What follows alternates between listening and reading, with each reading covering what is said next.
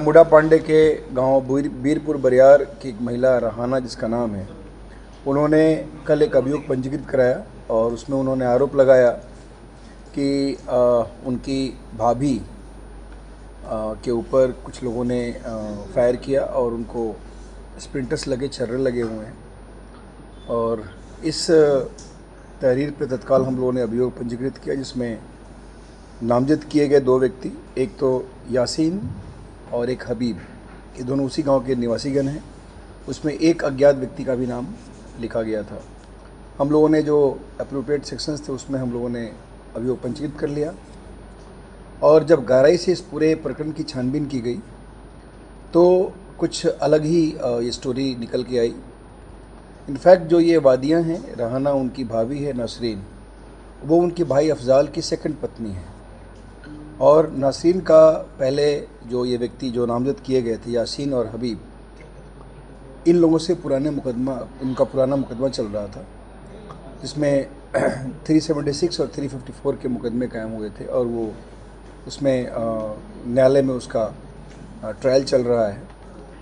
उसके बाद इन लोगों ने प्लान किया कि पुनः एक केस नासरीन और अफजाल और अपने कुछ अन्य साथियों के साथ, एक उसका रिलेटिव है उसमें, इनके साथ मिलकर के प्लान किया कि हम लोग पुनः यासीन और हबीब को के ऊपर मुकदमा बनाने के लिए एक ऐसा षड्यंत्र रचे।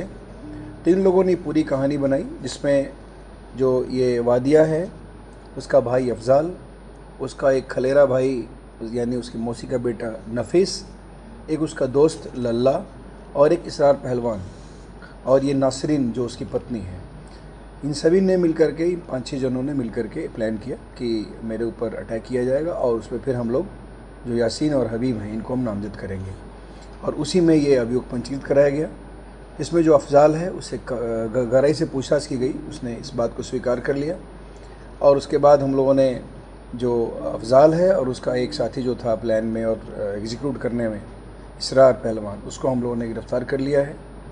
ये हमारे अभी गिरफ्तारी के बाद इनको हम लोगों ने अब आज जेल भेज रहे हैं। बाकी जो अन्य लोग हैं उनको बहुत जल्दी गिरफ्तार किया जाएगा। नासरीन जो इसमें एक मुलजिमा है वो अभी हॉस्पिटल में है, उनको भी हॉस्पिटल से छुट्टी मिलने के बाद उनके विरुद्ध साक्ष्य के आधार पर अग्रिम कार्रवाई की जाएगी। इसमें जो भी वहाँ पे असलहा प्रयोग किया गया है उसको भी हम लोगों ने बरामद कर लिया है, और जिस बाइक से ये पूरे इस घटना को अंजाम दिया गया था उसको भी हम लोगों ने वहाँ से बरामद कर लिया है। इस प्रकार इस अभियोग में एक तरह से जो वादिया ने लिखाया था उसके जस्ट अपोजिट स्टोरी निकली, और ये एक प्लांटेड तरीके से कुछ लोगों को फंसाने के लिए ये पूरा अपराध कारित किया गया और एक स्टोरी बनाई गई थी। इसका खुलासा हम लोगों ने किया।